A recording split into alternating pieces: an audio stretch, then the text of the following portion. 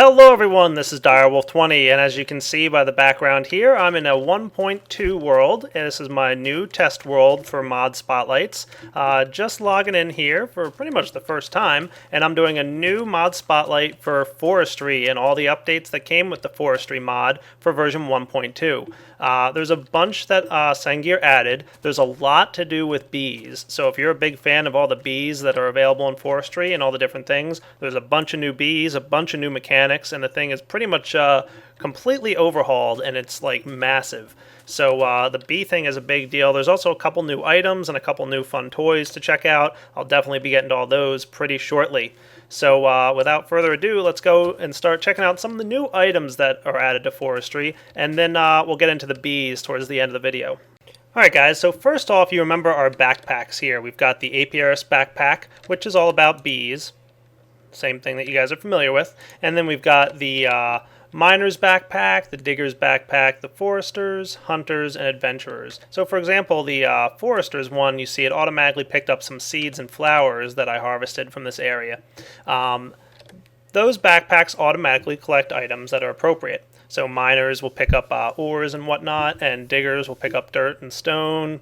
Foresters will pick up, growth-related items, and hunters will pick up mob drops. Another one he added here is the Adventurer's backpack, and this has no predefined automatic pickups, but what you can do is go into your Forestry config file and specify using some item ID numbers and whatnot to tell it what to get picked up. You can also configure these backpacks as well. They will by default pick up certain items, but you can add your own. So for example, the Miner's backpack will, because Forestry has tin and copper, automatically pick that stuff up. And I'm not sure if I think it looks at Forge for anything defined as an ore. But if you also want to have it pick up something different, maybe Nicolite for example, you could add that to the Miner's backpack in the config file. But the Adventurer's backpack doesn't have anything pre-configured. You can pretty much say whatever you want to go in there. So it's kind of like your own customizable backpack for automatically collecting items and throwing them in there. Now the other cool thing that was added, if we look at our inventory here, we've got some woven backpacks, and these require a new type of material. I'll get into that in a minute, but if I open up my woven Forester's backpack here, you'll notice it's much larger than the original Forester's. So you get about, a noticeably larger inventory, and again, it works just the same as its less impressive cousin, in that it collects many items and automatically puts them in there.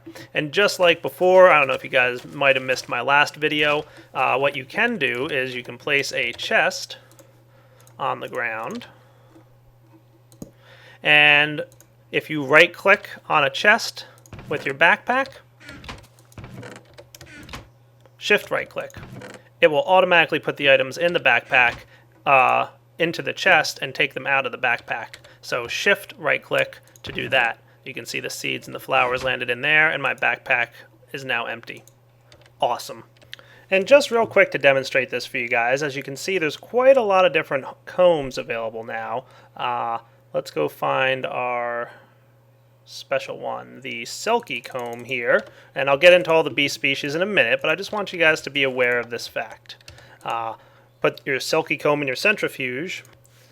You've got a chance to get either honey drops or silky propolis, and then silky propolis in your centrifuge has a chance to get you silk wisps and regular propolis. So that's one of the aspects of the bee edition, and the silk wisp has to go into a carpenter. Now I didn't cover the carpenter a lot in my videos, but the carpenter seems to have gotten a lot of new recipes added in, and as you can see, silk wisps in a carpenter produce a woven silk. And just click that guy to produce him, or otherwise it kind of works like an automatic crafting table, where the first recipe won't do anything, but subsequent additions will, as you can see.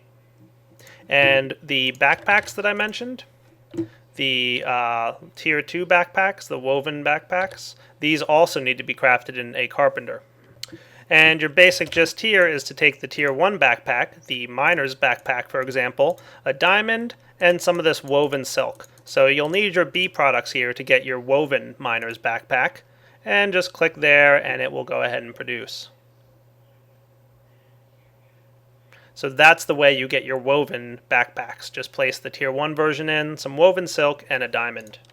And now let's move on to bees. There's another type of item that's been made in forestry, but I'm going to go to bees and then get back to that item. So you have many, many more available species of bees here, and I'll get into each one of them pretty briefly. I'm not going to go crazy, but there's a huge, crazy ordeal with bees now.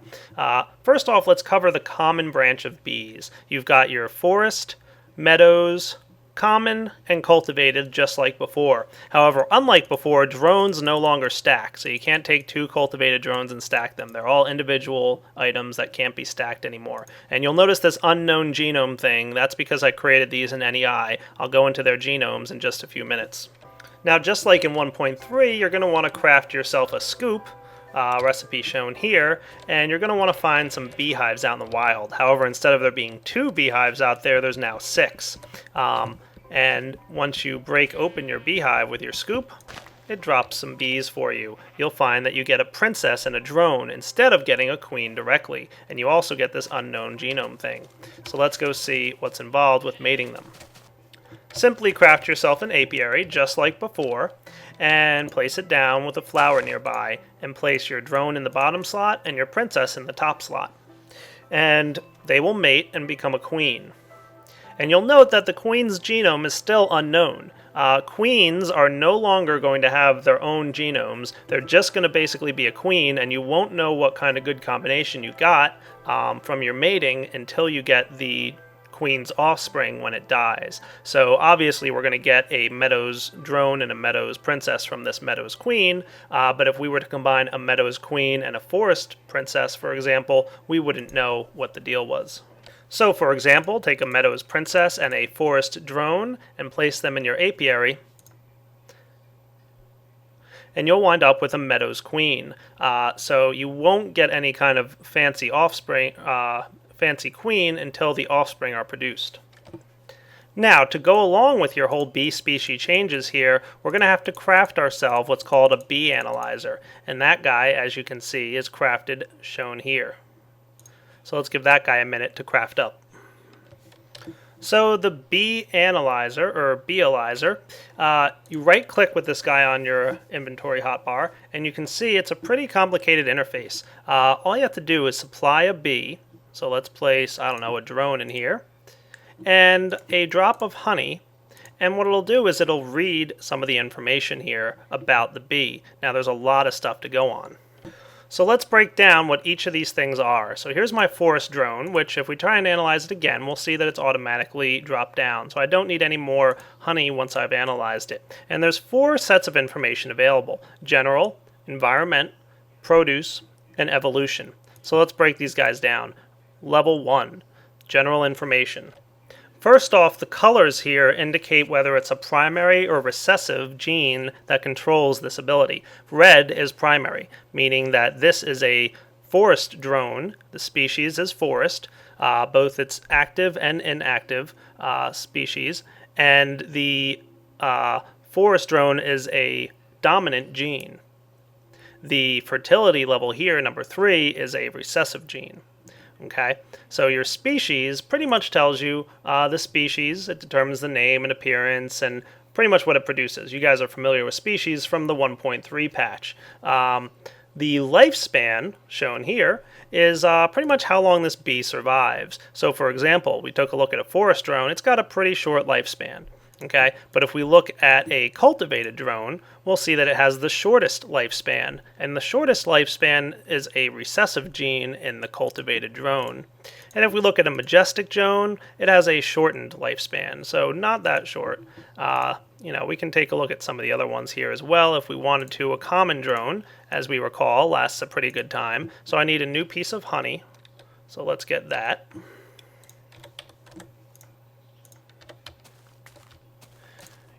And the nice thing is that the bee analyzer will store your honey drops. So you can close the interface and open it back up, and you'll find honey drops sitting right there.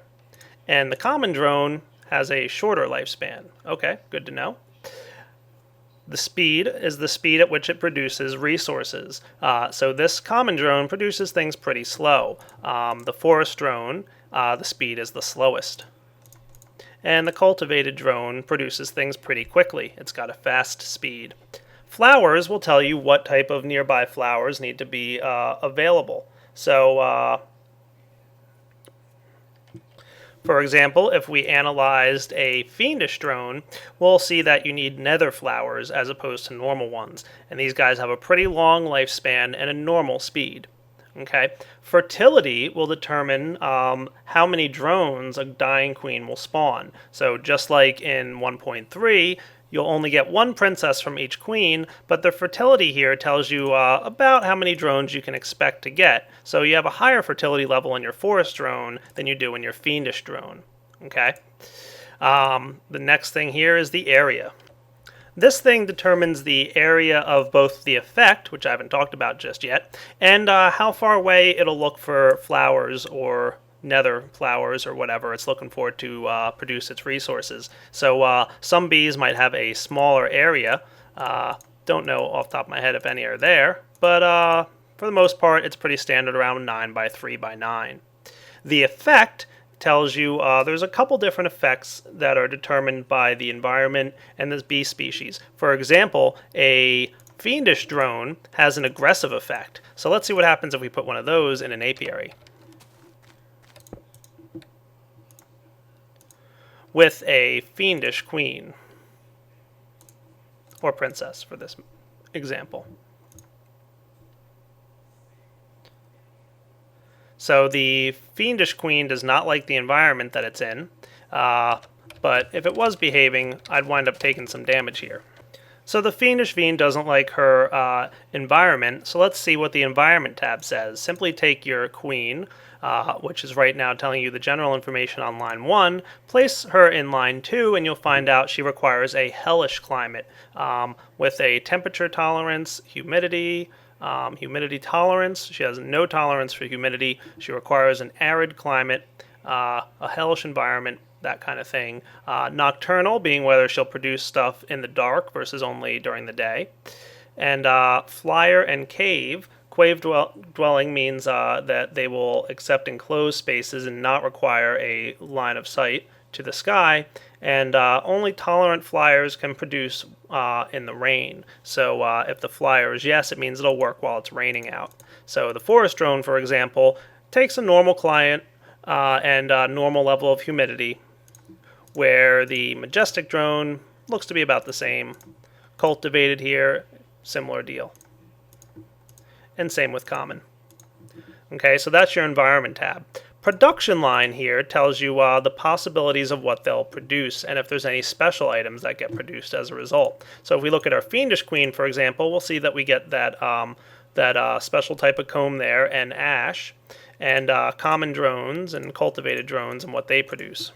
Let's real quick look at some more queens and princesses here. So you can see the imperial princess has a pretty low fertility, but has a beatific effect. What's that all about? So I'm combining an imperial drone and an imperial princess nearby here, and that gets me an imperial queen. And you'll note that all of a sudden I'm getting healed. So by being near this apiary with the imperial queen in it, I get healed pretty quickly. So I can go ahead and fly up real high here, and you'll note that I've also got the regeneration effect. So that's one of the examples of the effects, is that the queens with a effect on them could either heal or harm, or there's a couple other cool things that can happen with them too, but I'll leave that up to you guys to discover. So there you go, regenerating again, getting back my health. And you can see here what the Imperial Queens produce. Finally, you've got your possible mutations. So if we placed a forest drone in here, you can see that there's some mutations available, and it's not going to let you know what they are until you find them out for yourself. Looks like the Diligent here has 2 possible mutations, and remember that the Imperial Queen is the end of the line, so there are no mutations that come off of her, but the Fiendish here has a couple mutations available, and the colors here determine the rarity of the mutation. So for example, blue and green are pretty common, but yellow and red are very rare, so your chances of getting a mutation are kind of low with your Diligent Princess here. Now there's really no way I can go into all the different combinations of stuff available, so I'm going to have to probably wrap up the bee segment right here, but just bear in mind that all of those attributes that I just showed you in the Beealyzer can be breeded from one species to the next. So just because it's a fiendish queen doesn't mean it has to live in a hellish environment. You can mate a fiendish queen with something a little bit more tolerant of their environment and possibly get a fiendish queen who's capable of living in a calm and normal environment. So each one of those attributes can be breeded and specially selected. It's obviously a lot more in depth and a lot more options available, but there's one more set of items I want to show you guys before wrapping up this forestry spotlight, and that happens to be some of the clothing and the armor that Sengir has added to the game. So let's go find some of that and pretty much just show you real quick what it's about. Here we go. We've got the apiarist's hat, chest, pants, and shoes. And this guy's role basically is to protect you from some of the negative effects that these bees have.